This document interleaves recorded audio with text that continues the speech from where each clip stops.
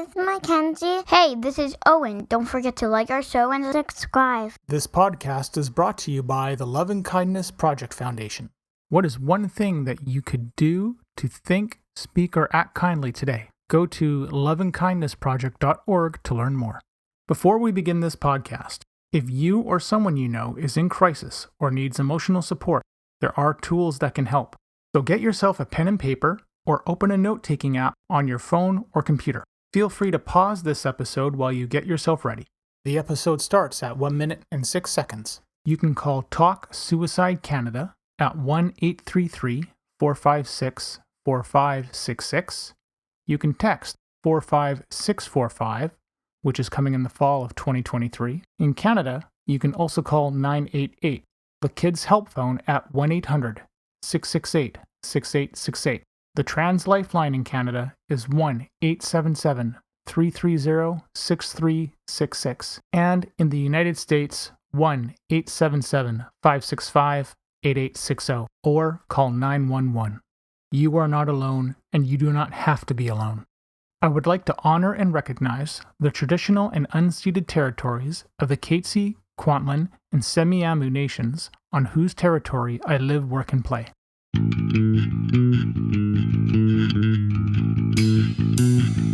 Welcome to We Are the ADHD Family Podcast. This podcast is meant to chronicle our journey with ADHD, autism, and other discoveries along the way. I reach out to advocates, experts, individuals, and other families that want to raise their voices and empower those on their journey. My name is Mark Smeets, and I am passionate about removing barriers for others through creating connections and building on strengths and practical problem solving. I am married to Siobhan, a parent to 2 wonderful kids, and all of us have ADHD. I want you to feel like you have power and hope. And now, into the episode. What does Anakin Skywalker and ADHD have in common according to Obi-Wan Kenobi? We're always on the move. Well, I hope you enjoyed that little Star Wars deep cut quote from Revenge of the Sith. So I'm recording this on September 15th, and last week was a very, very busy week for me. On September 6th, which was a Wednesday evening, I had a presentation with the City of Surrey, and that's Surrey here in Vancouver, not in the UK. And it was basically for proposing a pilot project of having sensory-friendly swim times in our pools. And I thought what I would do is actually use my presentation that I gave to the city and talk you through what I did and what were on the slides. And, maybe there's something that somebody can use here. But this is what I've proposed, and it's been pretty awesome. I basically have been preparing for this for, I think it started in May or June, probably June. So that's a couple months worth of, thinking about what to say, how to put it together. I knew in my head the concept was really simple, but trying to convey it on a slide and trying to reframe disabilities too, for that matter, and just get out of getting out of the whole of it's just about autism was hard, but now that I'm through that bridge, it's much easier. As always, I'm going to have 2 versions of the podcast, just the regular audio one, but also the video one. In the audio one, you're not going to be able to see what I'm presenting. But if you watch the video version of this, you will see the slideshow, and I will talk through it as I progress through the slides. The way I structured the slides was to give the slides a lot of information or specifying my asks.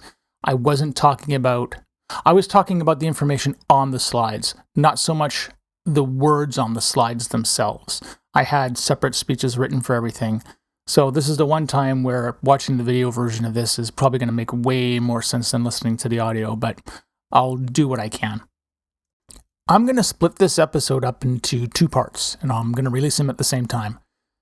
The first part of the episode is going to be, or whatever I decide part 1 is going to be, is it's going to be the presentation. And like I said, I think you should be watching the video version of it. The audio one, it's going to be a little bit harder to describe. The part 2 of this is there are some points and things that I want to make. And whether you watch the presentation first or listen to part 2 first, really it's up to you. There are a couple critical points that I make in the slide that I think really need to be expanded on, and it will help bridge, I think, that knowledge gap that I know I've seen and experienced. For me to try to put this into one video would just be, or one podcast, one episode, that'd be just way too much to sit there and do. So it's easier just to split it up. I have 2 pieces of advice for you if you plan to do a presentation like this. The very first piece is actually really simple. When I did my presentation, I did not realize that PowerPoint was set to auto advance. In other words, when I was practicing the speeches, I guess I must have set a timer, and by the time, like, practicing in a room by yourself is one thing, but when you get into a crowd, I mean, that's live. That's going to change everything. So even though I was faster at home, expect to be slower in person. So I wasn't done with the slides, and the slide kept advancing on me. So there's my tip, is make sure the auto advance on PowerPoint or whatever you're using is not set, and that you're in manual control if that's what you've got planned. What was funny is during the presentation, Owen stuck around with me, and because I brought the whole family with me to City Hall, and at one point he came up to me because he saw that I was struggling, and so he came up and he's got his headphones on and stuff, and he's like, I thought he just wanted a hug, so he went beside me. No, it turns out he was trying to control the computer to stop the slides from moving forward because he had figured it out too. So that's quite humorous. I didn't know it was set to auto advance until the office clerk told me that she noticed it well after the presentation. So it's funny enough. And piece of advice number 2. When you're putting this together, your best bet is to, like, this ended up being 17 or 18 slides, and it's huge, especially with everything that I wanted to convey. What I would say is split this up. Make it specifically, here are your asks, here are why the asks make sense, and then put your information, your knowledge, put that kind of stuff. Try not to mix it in too much, but if you do mix it in, limit it. But kind of think of it as 2 separate presentations, right? You have your operational things that you want to do, the mechanical side of things, but then you want to convey why it's important and so forth. So make those 2 things separate. I just had a lot of information that I wanted to convey, and there's a big reason for it. Why I had so much information in there is because I think there is one thing that we do here in the province of BC that has overcomplicated things, or perhaps maybe oversimplified. I'm not too sure which is the right word to use, but this is why I talk about reframing disabilities, and I do this in the slide. Now, think of stop for a moment and think of all the disabilities you can think of, right? ADHD, autism, dyslexia, physical disabilities, sensory processing disorder, intellectual, depression, anxiety, etc. We all know that these things are not on-off switches. They're not because of bad parenting. They're not chosen, etc. They're not a lack of discipline. We know that that's what disabilities are not. But did you know that, and I got this stat from a government watchdog actually, 95.8% of all kids who are autistic have a second co-occurring disability. And just doing my own informal poll on various Facebook groups that I'm in, you had about 90+% of ADHDers have something else that they go. So, as I like to joke, disabilities rarely travel alone. Here is a 20-second kindness break. Here is a tip for thinking kindly. Reframe your thought process that kindness is hard work. It's just a different kind of work. In the beginning, all new things take time getting used to, but just try one small task at a time. Hi, this is Siobhan from the Love and Kindness Project Foundation. Check out loveandkindnessproject.org and find other ways to carry out kind acts or start a kindness project of your own. You may be asking yourself, why is this really that important? Because in our province, the only disability that we track in our schools, actually that's not entirely true, one of the very few disabilities that we track in our schools is autism. ADHD, if you're lucky to get a designation, you get I believe it's classified as the letter H, is an H designation, but that's basically a behavioral designation, like there's quote unquote behavior issues, which isn't appropriate or right. It's not cool. But here's what's happened as a result of this. We're only looking at one number. And you are it was since 2014, if I remember my numbers correctly, there has been a 164% increase in the number of diagnosed cases for autism. But you can't say that about any of the other disabilities. And in such a huge growing city like the one that I live in, no one can tell you how many kids are ADHD, how many have Down syndrome. None of the disability advocacy groups can do that. They can ballpark it.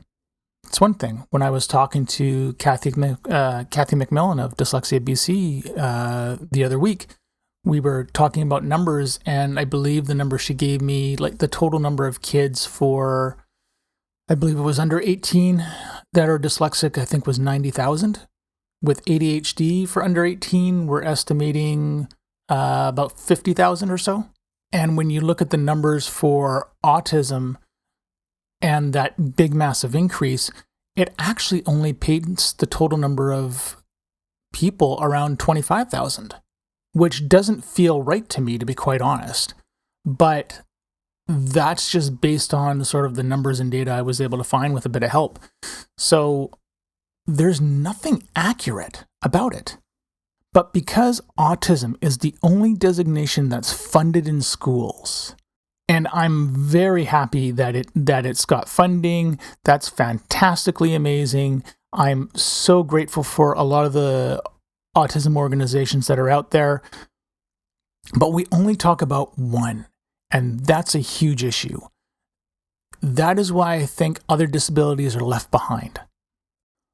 When you have, and I'll just start with autism as an example, when you have someone who's autistic and you have that high of a chance of having another disability with it. So let's say you're autistic, you're ADHD, and you're dyslexic.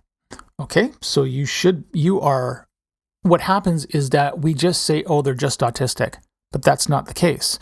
It's getting lumped into just one disability. What you are three disabilities. You're autistic, you're ADHD, and you're dyslexic, not just autistic.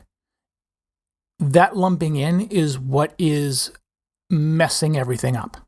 Likewise, when you're ADHD and dyslexic, you get lumped in as just ADHD. Well, no, you're ADHD plus dyslexic. You're two disabilities, not one, you're two. This is important because this has widened the gap and worsened the stigmas for people that are trying just to get help. The stigmas, unfortunately, and a lot of the political push that happens to keep the stigmas and the political push are two of the things that really keep the other disabilities down. Because it just becomes about one. And that's the problem. We're not educating ourselves, and especially government and the people who make the policy, they're not aware of how closely related everything is. And that's the pit I think our province has fallen into, and pretty much everywhere. So it's a very big thing to realize this, and I hope I've explained it with some justice, because these are the mechanisms that have helped me come to this realization. This is not about taking away services. It's not. It's about completing everything for everyone else, because you have that person who is autistic and they are going to be dyslexic. Well, why is, just in this example, Dyslexia BC, which is one of our advocate groups out here, why are people who are just dyslexic left out of the loop if that's such a high common occurrence with autism? They can get help, but someone who's dyslexic can't because they're not autistic. So now what's happened is autism has become the gatekeeper. And unless you have that autism diagnosis, you can't get funding for other services and everything else. You are left out to hope that your parents have a good job, or hope that the school's got something, or maybe you can afford to get a private diagnosis or something like that.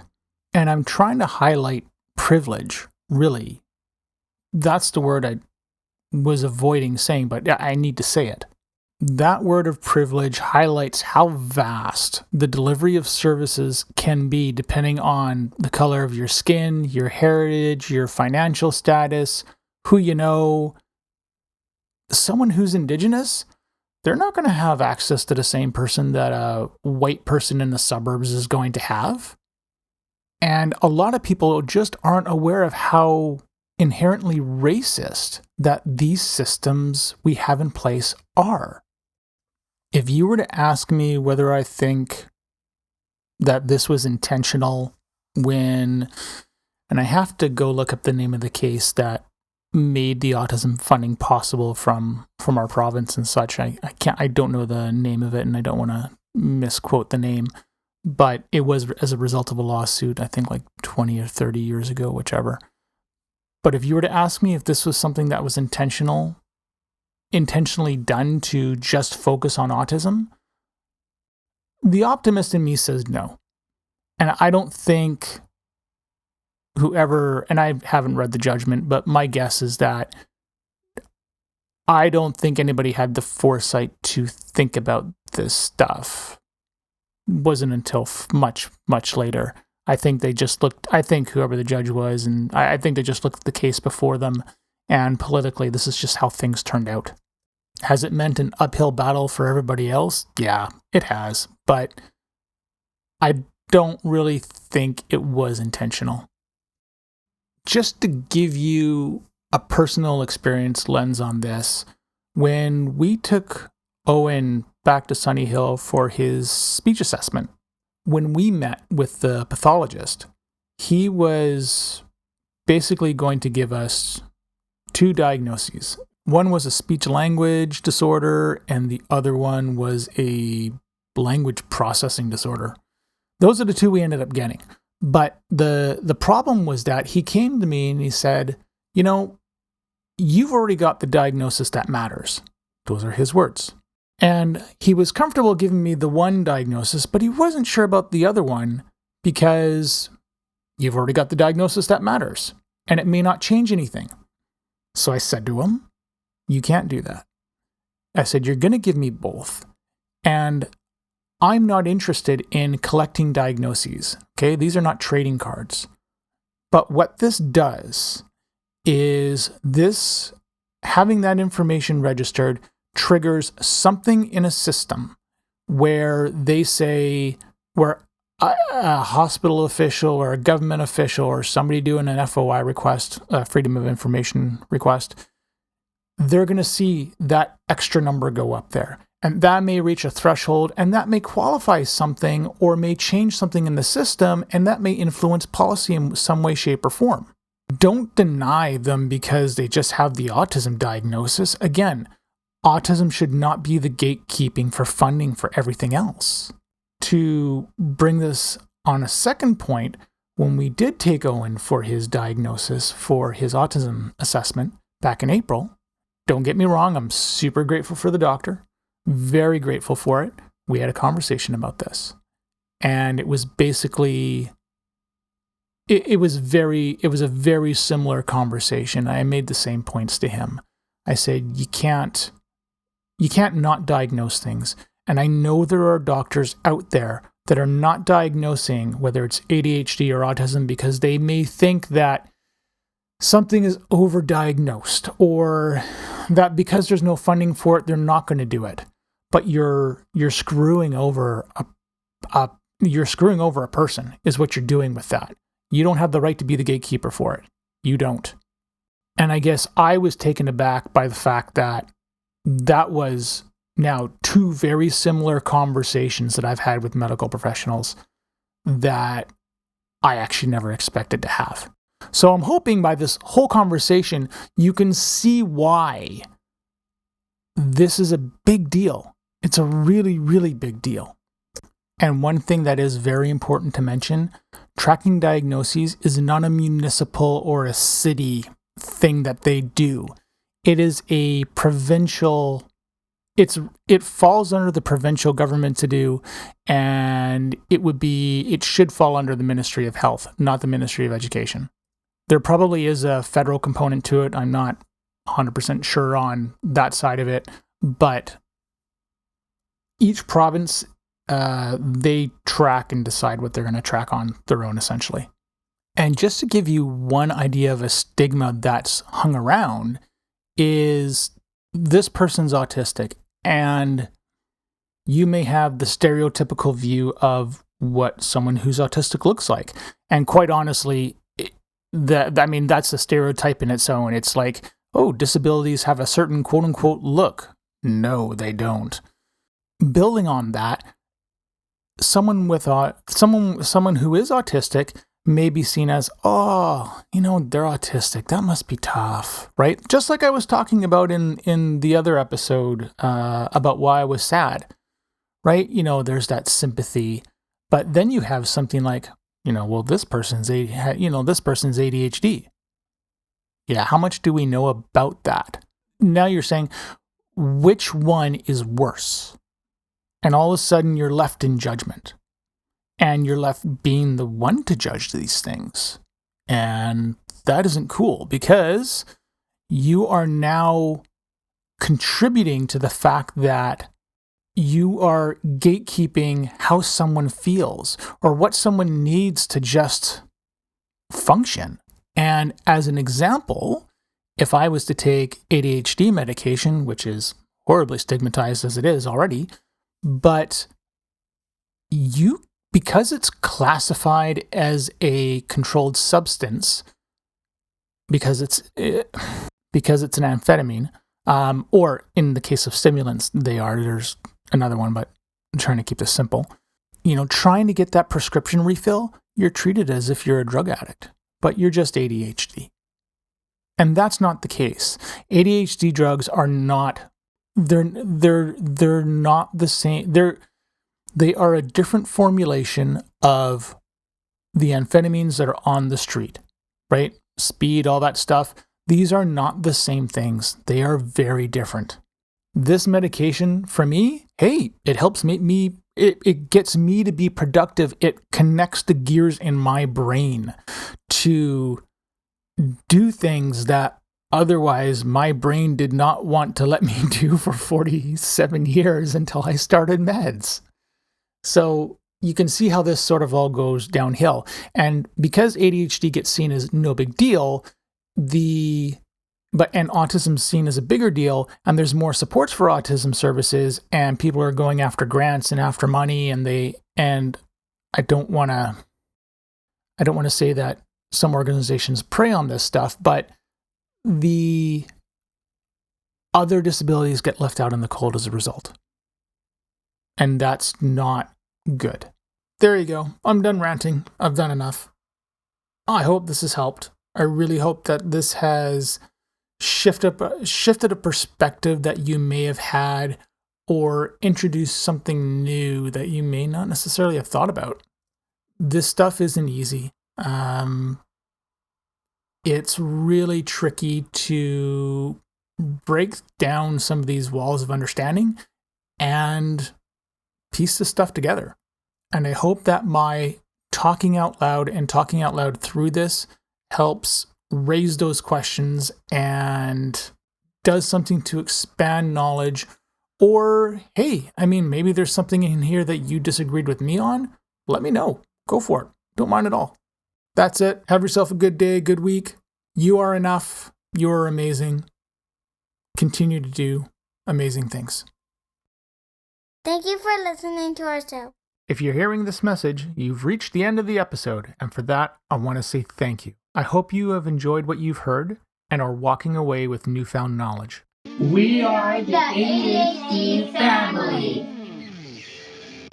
See you soon for a new episode. I have 3 things to ask of you. Number 1, if you have any comments, questions, or guest ideas, please leave a comment on the Facebook page. Number 2, please leave us a review on Apple Podcasts or Spotify. It helps people find us. And number 3, if you want to be a guest on the show or know someone who would make a great guest, contact me through our Facebook page. This podcast is open to everyone. You don't need to be an expert, just passionate and want to see change. The opinions expressed by the host and guest are not associated with any employer or organization unless otherwise stated.